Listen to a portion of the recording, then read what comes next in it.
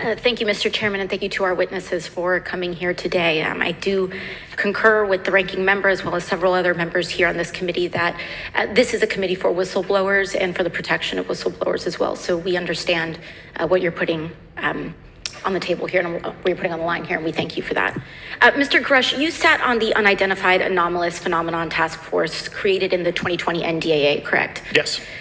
There have been some things that have been mentioned here during this hearing that I wanted to pick up on.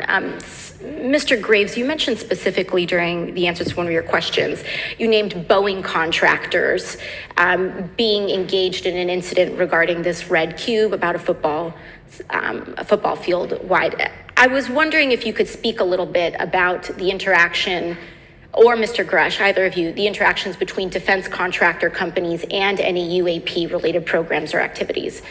So I'll just say that the information about the contractor themselves were provided by a witness, and I have no particular detail in that relationship. Mr. Grush.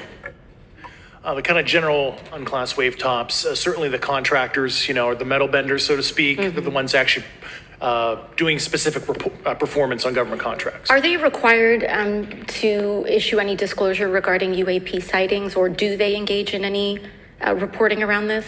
In terms of the contractors, yes. Not that I'm aware of. They do not. Okay. Now, when it comes to notification that you had mentioned about IRAD programs, we have seen defense contractors abuse their contracts before through this committee. I have seen it personally, and I have also seen the notification requirements to Congress abused. I am wondering, one of the loopholes that we see in the law is that there is, at least from my vantage point, is that depending on what we're seeing is that there are no actual definitions or requirements for notification. What methods of notification did you observe? Like when they say they notified Congress, how did they do that? Do you have insight into that? For certain IRAD activities, I can only think of ones conventional in nature.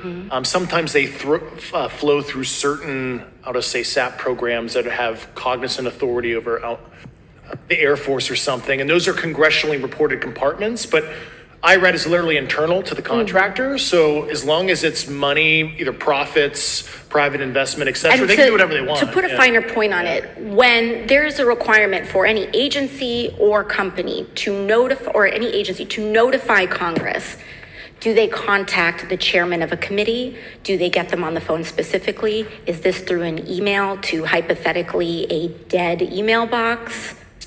A lot of it comes through what they call the PPR, Periodic Program Review process. If it's a SAP or Controlled Access Program Equity, and then those go to the specific committees, whether it be the SAS, CASC, HISI. Thank you. I apologize.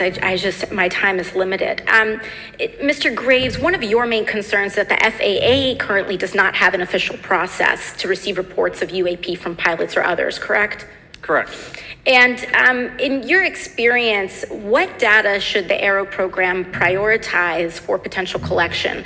We have, location, date, time, but are there other specific characteristics that should be included in these reports? Certainly. I think that there's two categories that would be important.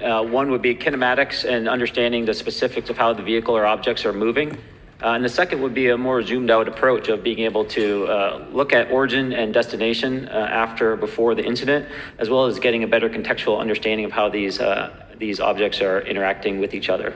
Thank you. Now, because I only have a minute left, I apologize, we only have 5 minutes today, but for the record, if you were me, where would you look? Titles, programs, departments, regions, if you could just name anything. And I put that as an open question to the three of you. I'd be happy to give you that in a closed environment. I can tell you specifically. Thank you. Commander Fravor?